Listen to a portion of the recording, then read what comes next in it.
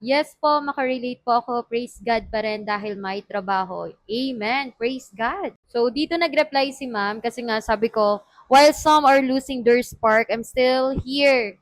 In my Lord, let me become better at this era. New teachers, still passionate, still learning, still grateful. Lord, thank you for trusting me with this calling. May I always do it with excellence, love, and a grateful heart. Pero alam nyo, aminado po ako, tulad ngayon, ang lakas ng ulan, kung maririnig nyo lang, so, tanggalin ko yung noise less niya. Ayan.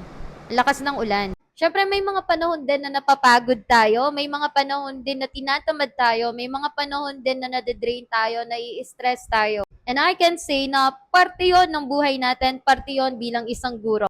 May mga bata ka talagang ma-encounter na hindi rumerespeto sa'yo, may ma-encounter ka ng mga bata na hindi sumasagot, yung bang kakaturo mo pa lang, hindi na nila tanda, kasi nga sabi nga 'di ba, yung mga bata may kanya-kanya silang background ng buhay, socio-economic status. May iba't iba silang background ng family. May mga family na separated, may family na buo, ngunit hindi nila nararamdaman yung pagmamahal o suporta ng mga magulang nila. Hindi ganoon kaganda ang environment nila. So ano ba yung mga dahilan kung bakit napapasuko yung mga teachers? Unang-una sa lahat, yun nga, dahil sa mga bata na na-encounter nila na bakit sobra na yung mga ugali. It's either yon. Pangalawa, yung sinasabi nga nila na kahit sabihin nilang sinasabi na ng DepEd na konti na lang yung mga task na ipapagawa sa mga teacher, pero marami pa rin tayong mga paperworks na kailangan isubmit. At may isa pa nga ako nabasa dito, or kaya yung environment ng school, like the relationship with your co-teachers o kaya sa mga boss. So maraming dahilan kung bakit may mga teacher na nawawalan na ng spark, nawawalan na ng gana, and hindi natin sila masisisi. And we have different reason and purpose kung bakit nga ba. Ang iba gusto nang mag-abroad kasi hindi sapat yung sweldo, aminin natin. Siguro kung sa aking kaya kong buhayin ang sarili ko, pero paano tayo na hindi ganun talaga kayaman? Yung tipong gusto nating maging professional, pero gusto rin nating makatulong sa pamilya natin. Kaya hindi natin masisisi, lalo na yung mga mas nangangarap ng mataas. Pero yun nga, I hope, yung bang kung nandito ka na sa DepEd, ito yung itinanim sa'yo ni Lord na dito ka, ito yung calling mo, mag-obey tayo sa Kanya. Kasi alam niyo may blessing na ibibigay din sa atin si Lord. Pinagpipray ko nga na in Jesus name, no, yung 50K, increase nyo na po yung sahod naming mga teacher. Kasi alam nyo, dati, ito yung sasabihin ko sa inyo. Alam nyo, bago po ako bago ako ma-permanent, sabi ko nan sa nanay ko, sabi ko sa mama ko, Ma, sana no, sa susunod, kapag ako na permanent, hindi na ako gagawa ng lesson plan na daily, yung DLL, tapos yung sinusulat. And praise God, nangyari siya kasi hindi na tayo yung nagsusulat lagi ng DLL. Tama, di-print na siya. Minsan, pwede ka na lang mag-copy, paste. Tapos sabi ko, kapag may in ako, tataas na yung sahod ng mga teacher. Isipin mo yon, dati magkano lang yung mga sahod ng teacher, pero ngayon, 30 plus na yung starting.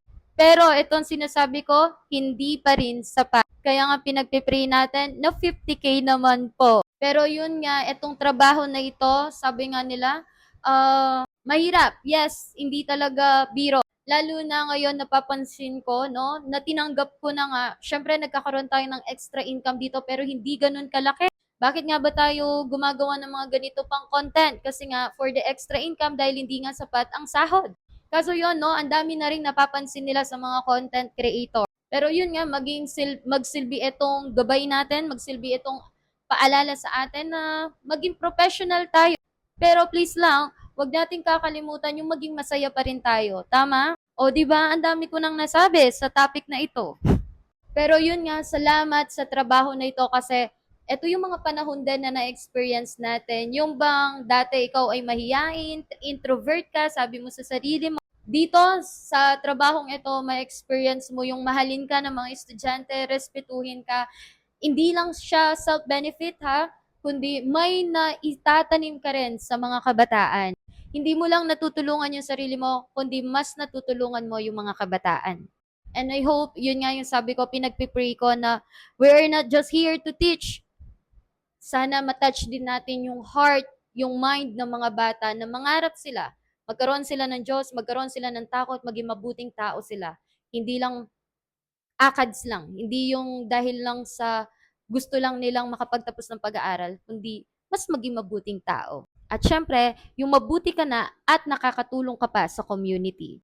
And praying para sa lahat ng mga teachers na nandito pa, wala tayong ibang choice, kundi dito na tayo, praying na mag-fire ulit yung passion natin. Ako lagi kong ginagawa every Monday or bagong buwan, bagong taon, bagong school year, gaganyan ako, tapos sige, ayusin ko, gagalingan ko pa. Ganon.